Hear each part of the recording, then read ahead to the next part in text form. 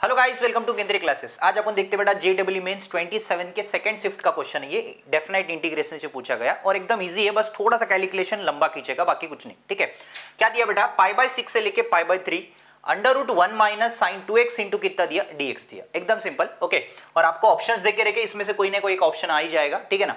अब यहाँ पे देख लो बेटा, मेन बात क्या है, वह ए भी आ सकता, बी भी, सी भी, डी भी। अपन वेरीफाई कर लेते क्या आंसर आता है। तो पहले देख लो बेटा, यहाँ पे under root 1 minus sine 2x into कितना, dx दिया। तो आपको पता है यहाँ पे क्या लिख सकते हैं बेटा, अंडर रूट पाई बाय 6 से लेके कहां तक है, पाई बाय 3।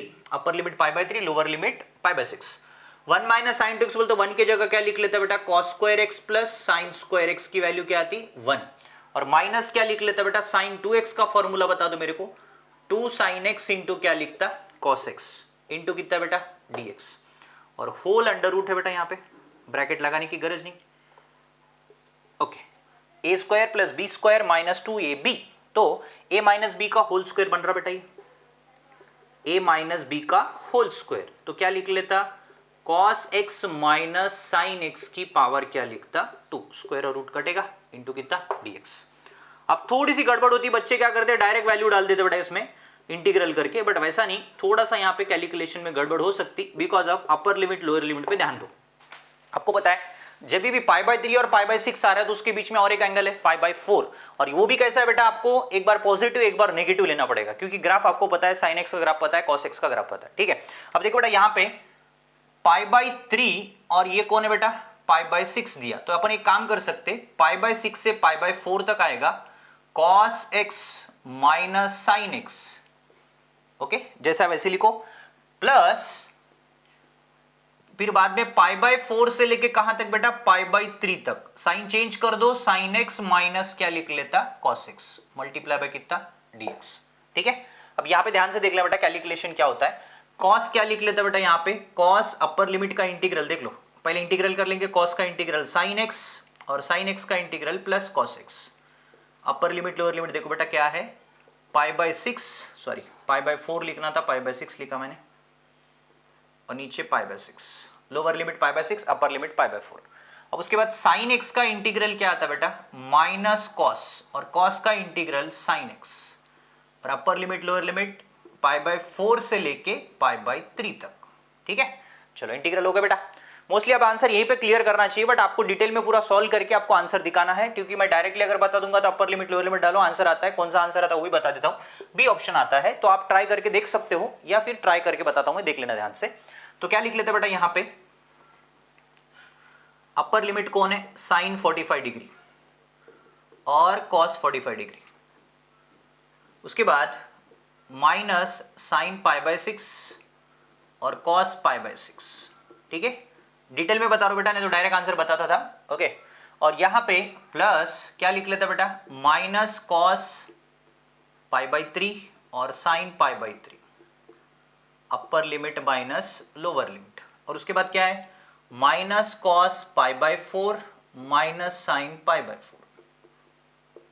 ठीक है, देख लो सिंप्लीफाई, देख लो बेटा क्या होता है।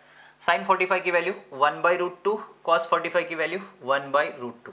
ठीक है, चलो, और साइन 60 की वैल्यू देख लो बेटा क्या आती है आपको यहाँ पे, साइन 30 पाई बाय 6 मतलब 30, साइन 30 1 बाई 2 और कॉस 30 रूट 3 बाई 2।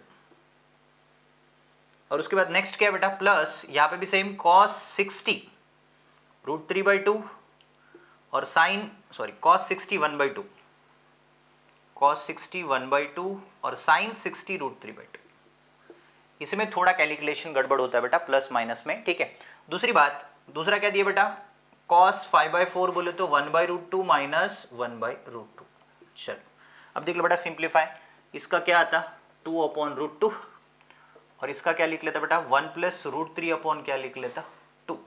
ठीक है, उसके बाद प्लस, अब इसका क्या आएगा बेटा माइनस 1 माइनस रूट 3 अपॉन क्या लिख लेता 2, और माइनस टू माइनस इसका प्लस 2 बाई कितना बेटा रूट 2। 2 बाई रूट 2 मतलब इसका रैशनलाइजेशन कितना होगा बेटा, रूट 2 हो जाएगा।